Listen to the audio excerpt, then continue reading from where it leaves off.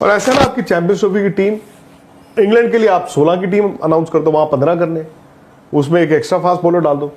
वो 6 तारीख से अगर चैंपियंस ट्रॉफी आप उनको देख रहे हो एट सम स्टेज, तो आप वो 6 तारीख से कम टीम के साथ तो ट्रैवल कर ही सकते हैं, रिहैब कर सकते हैं, फिटनेस पे काम कर सकते हैं।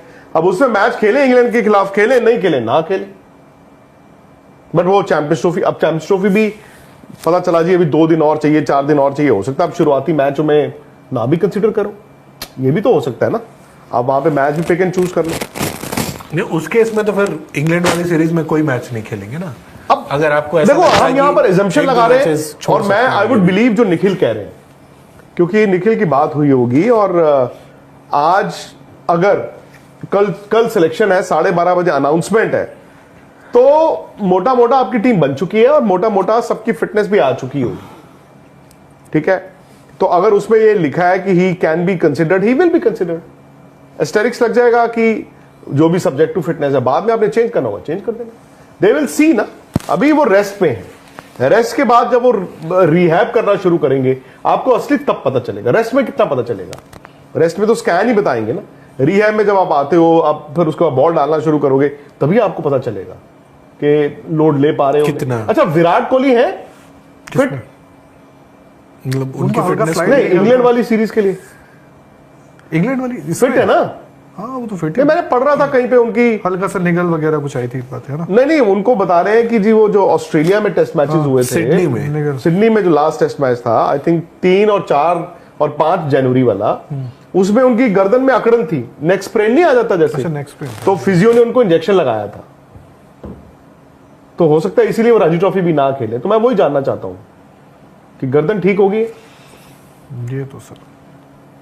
बट सर एक चीज को लेके चल रहा है, जैसे अब ये टीम आने वाली है, तो क्या यशस्वी जायसवाल का बड़ा रहेगा? जैसे गौतम गंभीर राइट लेफ्ट को लेके बड़ा सोचते हैं, और वो यशस्वी जायसवाल को लेके बड़ा उत्सुक भी है कि यार उनमें ज्यादा पोटेंशियल दिखता है कि ये इंग्लैंड वाली जो अभी सीरीज है, इसमें जो हमारे बोल सकते हैं ना, एक एक्स्ट्रा ओपनर जो हम रख के लेके जाएंगे चैंपियंस ट्रॉफी, उनके क्या ऑडिशन भी दिया जाएगा, आप खेलो रोहित के साथ, रोहित एंड जायसवाल, ये हो सकता है ट्रायल आपको दिख जाए, व्हाई नॉट।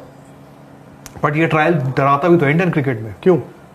आपने ट्रायल किया, जायसवाल ने बूंदी उड़ा दी, तो शुभमन गिल फिर बेंच ही गर्म करेंगे। नहीं, आप मतलब मैं आपसे जानना चाहता हूं, आप जब इंडिया की टीम चैंपियंस ट्रॉफी के लिए जा रही होगी, तो आपके मन पे सबसे बड़ी मनोकामना क्या है आपकी? चैंपियंस ट्रॉफी जीत कर है। कौन जीत के आए? इंडिया, विजय भव, इंडिया ना। तो भाई अगर आप ये कह रहे हैं कि सपोज एक प्लेयर खेलता है और बूंदियां उड़ा देता है, वो आपको रीडिफाइन कर देता है, इससे अच्छी तो बात ही नहीं हो सकती।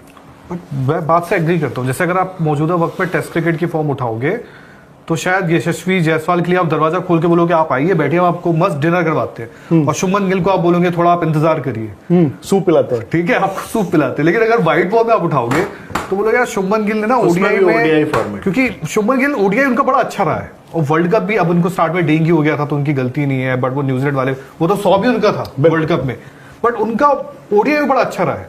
बट ठीक है, अब शायद हम लोग बैठ के ओडीआई वर्ल्ड कप को याद रखते हैं, बट वहां कोच साहब बोले कि नहीं यार, मैं थोड़ा रिसेंसी भी देखता हूँ, मैं उस बंदे का रेड हॉट फॉर्म भी देखता हूँ, मैं ये भी देखता हूँ कि राइट लेफ्ट कॉम्बिनेशन भी होता है, तो एक वो भी होता है। तो आपने 3 चीजें बोली, रिसेंसी, रेड हॉट फॉर्म और right left. Again nothing against Shubman Gill, बहुत जबरदस्त रिकॉर्ड है, बट रोहित शर्मा अगर कप्तान है तो वो एक ओपनर तो हो ही गए ना, सो एक ही ओपनर और उनके साथ आ सकता है। आपने खुद मुझे ये 3 फैक्टर बताए हैं, तो आपका झुकाव तो है जायसवाल की तरफ। मेरा झुकाव तो मतलब मैं तो थोड़ा वो ना, जैसे अमिताभ बच्चन साहब मोहब्बतें में साइड थे, मैं शाहरुख खान साइड था, तो मैं उस साइड को अभी किस साइड है आप? मैं तो शुभमन गिल के साथ हूँ यार, तो शुभमन गिल के पास रिकॉर्ड है, आपने खुद बोला पहली चॉइस तो शुभमन गिल ही होने चाहिए। मुझे नहीं पता, क्योंकि उस लिहाज जो हम बात कर रहे हैं भाई, हम इमेजिन कर रहे हैं ना कि यशस्वी आए 3 मैचों में बूंदियां उड़ा दे। शुभमन गिल तो ओडीआई क्रिकेट में वो काम करते आए ना, पिछले साल उन्होंने पिछले दिनों जो खबरें आई है ना, उसमें ये भी तरीके से रन बनाए थे, तो आपकी चॉइस तो पहले वही होने चाहिए। हाँ, इन केस अगर वो फेल होते हैं तब आपके लिए यशस्वी का ऑप्शन खुल रहा है। 15 में तो रहेंगे, ये तो तय है यार। पिछले दिनों जो खबरें आई उसमें खबर ये भी थी कि गंभीर थोड़ा जायसवाल को, यशस्वी को लेकर उत्सुक है कि लीडरशिप ग्रुप में, वो उस टाइम ऋषभ पंत की तरफ झुकाव नहीं था, वो लीडरशिप में। वो तो आप टेस्ट क्रिकेट की बात कर रहे हो। पर सर जब आप लीडरशिप में, अगर आपका किसी की तरफ झुकाव है, एक होता है ना कि आप है तो आप कोशिश करते हो इंडियन क्रिकेट में, तो आपको पता है ना कि आप तो तीनों फॉर्मेट में फिर चाहते हो यार। ये भी देखने को बहुत ऐसे तो फिर तेंदुलकर भी ना खेलते क्रिकेट 16 साल की उम्र में। अगर आप सिर्फ सोचते ही रह जाते कि यार ये बच्चा है, ये अगर रन बना देगा तो किसी बूढ़े को बाहर करना पड़ेगा, फिर तो वो भी नहीं खेल पाते। आप जो समंदर आ रहा है बह के, उसको कैसे रोक लोगे? मुझे नहीं मालूम, हो सकता है टीम की चॉइस शुभमन गिल और रोहित ही हो, पर आप खुद बोल रहे हो ना कि राइट लेफ्ट, तो राइट लेफ्ट क्यों नहीं?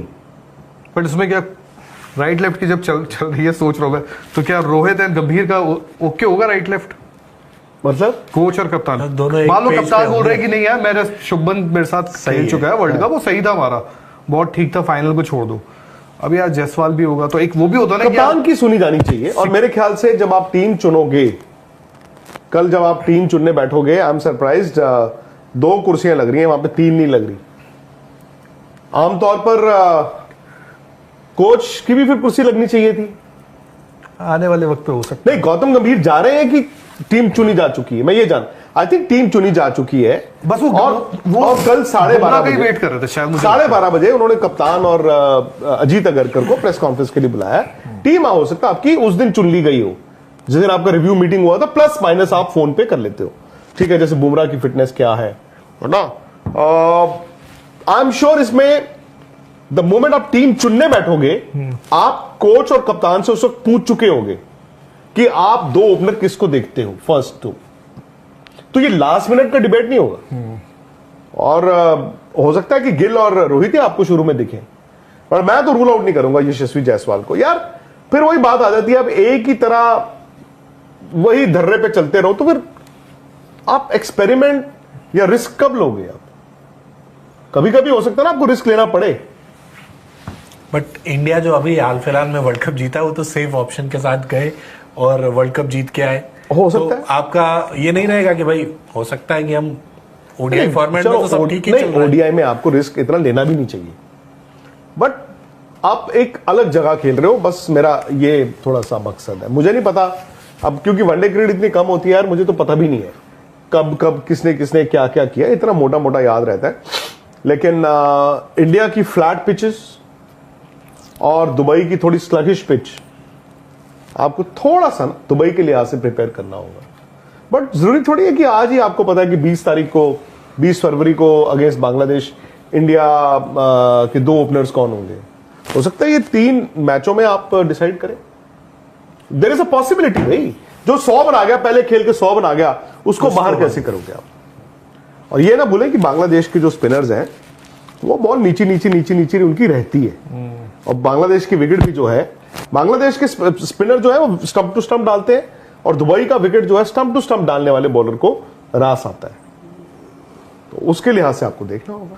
राहुल भाई, मोहम्मद शमी की बात हो रही, जसप्रीत बुमराह की बात हो रही, लेकिन कुलदीप यादव एक हमारे प्राइमरी वेपन है, वो भी है स्पिन में, और वो भी इंडिया वर्सेस न्यूजीलैंड का जो सीरीज थी उसके बाद अब दोबारा, तो उनका भी मतलब जब कल टीम सिलेक्शन आपको लगता है वहां भी कोई एक वरुण चक्रवर्ती किसी का एक में बोलता है अगर कुलदीप यादव फिट हैं तो वो आपके फर्स्ट चॉइस स्पिनर है, मेरे लिए फर्स्ट चॉइस स्पिनर। हाँ, अब आपकी प्रेफरेंस ये रहती है कि हमें एक वो स्पिनर तो रखना ही रखना है जो बैटिंग भी कर सकता है। अब उस स्पिनर का नाम यूजुअली अक्षर पटेल, रविंद्र जडेजा या वॉशिंगटन सुंदर होता है। बट अगर आप सिर्फ स्पिन के लिहाज से आप देखें तो आई थिंक कुलदीप यादव आपके फर्स्ट चॉइस स्पिनर होते हैं, बट वो भी इंजरी से वापस आ रहे हैं। तो आई थिंक उनके लिए ये जो इंग्लैंड सीरीज है जिसमें उनका नाम होगा ही होगा, उनके लिए वो थोड़ा और इम्पोर्टेंट बन जाती है to get back into the rhythm. तो वही करुण नायर को लेके भी बड़ा चर्चा है, मतलब लोगों का एक मतलब होता है, मतलब ये हमारे शायद इंडियन क्रिकेट की अच्छी बात है कि जब कोई खिलाड़ी लगातार डोमेस्टिक में रन्स मारता है, उन्होंने तो इतने रन्स मारे हैं कि मतलब जब एवरेज 765 या 754 का हो तो आपको आई थिंक देखो सिंपल सी बात है, हम अभी क्वेश्चन आंसर सेशन के दौरान भी वही बात कर रहे थे आप लोगों ने, मैंने कहा खिला लेते हैं, बताओ कहाँ पे खिलाना है? बात वाजिब है। विराट कोहली को बाहर करके श्रेयस अय्यर को, केएल राहुल को, ऋषभ पंत को, हार्दिक पांड्या को मिडिल ऑर्डर में ही खेलेंगे ना। कंसिडरेशन होगी क्या? टीम नहीं, मेरे हिसाब से तो नहीं। देखो सिंपल सी बात है, नहीं, आप चैंपियंस but ट्रॉफी राहुल भाई, फिर का आप दो चैंपियंस चीजें हो ट्रॉफी रही का है ना। स्क्वाड अनाउंस कर एक रहे तरफ संजू सैमसन है जिनको आप कह रहे हो कि भाई डोमेस्टिक आपने नहीं खेला इसलिए हम आपको कंसीडर नहीं कर रहे हैं, कंसिडर नहीं कर रहे हैं। और एक अगर बंदा अगर उनको domestic कंसिडर खेल के वहां रन बना रहा है उसको भी आप कंसीडर नहीं अगर आप संजू सैमसन को कंसिडर कर रहे होते तो क्या वो सिलेक्ट होते? नहीं। इस बात की गारंटी है। आप ये भी याद रखिए कि ऋषभ पंत जब ठीक है एक्सीडेंट से पहले वनडे में उन्होंने एक्चुअली वनडे में रन बनाकर गए थे, वो वनडे में वो रन बनाकर गए थे और उसके बाद उनको इतना मौका नहीं मिला। संजू सैमसन ठीक है T20 खेल रहे हैं, बड़ा जबरदस्त खेल रहे हैं हाल फिलहाल में, बट और आखिरी जो उन्होंने वनडे इनिंग्स खेली थी उसमें उनका 100 था, बट वो 100 कब आया था? वक्त हो गया, 14-15 महीने हो गए होंगे भैया, 13 महीने हो गए होंगे, 12-13 महीने हो गए होंगे, आई थिंक नवंबर या दिसंबर 2023 में, है ना।